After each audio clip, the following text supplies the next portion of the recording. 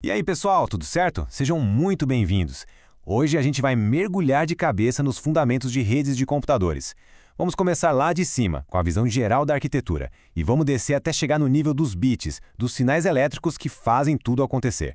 Então fiquem ligados, porque cada conceito que a gente vai ver aqui é uma peça essencial na formação de vocês. Bom, esse aqui é o nosso roteiro de hoje. A gente vai seguir uma ordem bem lógica, começando do mais abstrato e chegando na parte física, na implementação. Dominar cada um desses pontos é o que vai fazer diferença.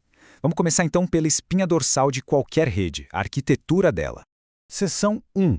Arquiteturas de rede. Pensem nisso não só como esqueleto, mas, sei lá, como a planta baixa de um prédio. Se a gente errar na escolha aqui, no começo, toda a estrutura pode ficar comprometida. E isso limita o desempenho, a segurança e, principalmente, a capacidade da rede de crescer no futuro.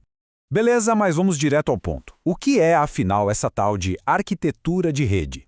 E, mais importante, por que uma decisão que parece tão teórica pode ser a linha que separa uma rede que funciona bem de um verdadeiro pesadelo, cheia de gargalos e difícil de dar manutenção?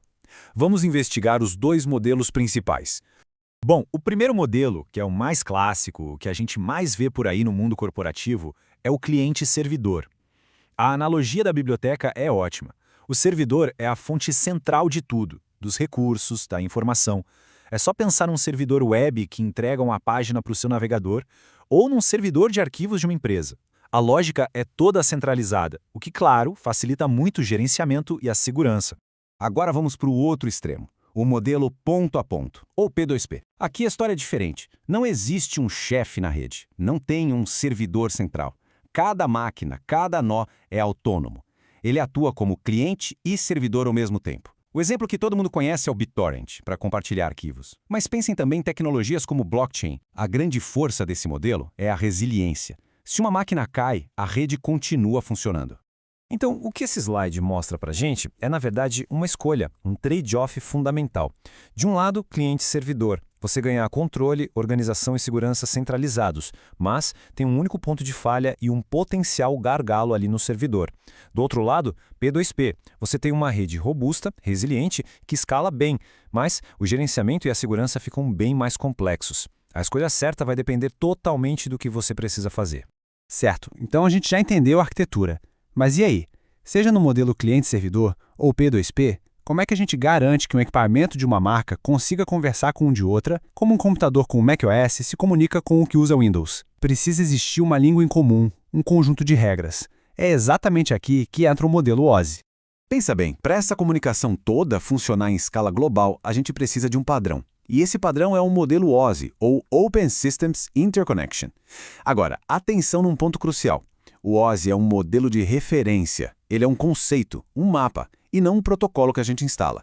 Ele nos dá uma linguagem para discutir e para projetar as redes. E aqui estão elas, as famosas 7 camadas. A grande sacada do modelo OSI é a abstração. Ele pega essa tarefa gigante que é enviar dados pela rede e quebra ela em 7 problemas menores, 7 caixinhas bem definidas. Cada camada resolve um tipo de problema e só precisa conversar com a camada que está logo acima e logo abaixo dela. É um princípio de engenharia de software aplicado diretamente em redes. Vamos dar uma olhada nessa tabela de cima para baixo. Imagina só o fluxo. Quando você digita um site no navegador, é a camada de aplicação, a camada 7, que entra em ação com o protocolo HTTP. Aí os dados começam a descer. Eles são formatados e talvez criptografados na camada 6, uma seção é criada na camada 5, os dados são quebrados em segmentos na camada 4, recebem um endereço IP na camada 3, são colocados em pacotinhos chamados quadros na camada 2 e, finalmente, lá na base, na camada 1, eles viram sinais elétricos. E, claro, no destino, o processo todo acontece ao contrário. Beleza, agora a gente vai descer até a fundação de tudo isso, a camada física. Todas as outras 6 camadas que a gente viu são, no fundo, abstrações de software. É aqui, na camada 1, que o mundo digital encontra o mundo físico.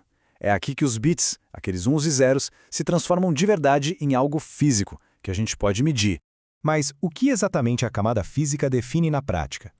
Pensem em coisas bem concretas. Qual a voltagem elétrica que vai representar o número 1 e qual vai representar o 0? Quantos pinos um conector de rede tem que ter e para que serve cada um? Qual frequência de rádio uma rede Wi-Fi deve usar? Tudo isso, tudo que é físico, é definido aqui, na camada 1. Olha só, as responsabilidades aqui são cruciais, não tem outra palavra. A transmissão de bits é o objetivo final, claro. Mas para isso acontecer, a gente precisa definir as tensões e o tempo de cada sinal, para todo mundo interpretar os dados da mesma forma. As especificações dos cabos garantem que tudo se encaixe, e a codificação do sinal é a técnica que a gente usa para transformar os dados em uma onda. Sem isso, o que a gente teria na rede seria só ruído. E é isso que eu quero que fique muito claro para todo mundo aqui. Sem a camada física, a rede simplesmente não existe. Ela é a ponte, a conexão obrigatória entre o mundo abstrato dos dados e o mundo físico dos elétrons, dos fótons, das ondas de rádio. Todo o resto é construído em cima dessa base. Ok, a teoria está entendida. Agora vamos sujar as mãos. Vamos falar de hardware. Vamos dar uma olhada nos componentes que a gente pode tocar da camada física. Os cabos que levam os dados e as caixas que gerenciam o tráfego e dão vida a todos esses conceitos que a gente viu. Aqui a gente tem 2 exemplos de meios de transmissão. De um lado, o cabo de cobre, como o coaxial ou o famoso par trançado. Ele usa sinais elétricos. A vantagem é que ele é mais barato, mais fácil de instalar, mas ele sofre com interferência eletromagnética. Do outro lado, a fibra ótica, que usa pulsos de luz. Ela é imune a qualquer tipo de interferência, consegue transmitir muito mais dados por distâncias bem maiores, mas claro, o custo e a complexidade de instalação são mais altos. Então, os cabos são como se fossem as ruas e avenidas da nossa rede. Mas só a estrada não adianta, né? A gente precisa de semáforos, de cruzamentos, de placas para direcionar o tráfego. É aí que entram os dispositivos de interconexão, como os hubs, switches e roteadores. E o interessante é que cada um deles opera em uma camada diferente do modelo OSI, e por isso tem um nível de inteligência diferente. Percebam que aqui a gente tem uma escadinha de inteligência. O hub, que trabalha na camada 1, é o mais básico de todos. Ele recebe um sinal elétrico numa porta e simplesmente repete esse sinal para todas as outras. Ele não pensa. Já o switch, que opera na camada 2, é bem mais esperto.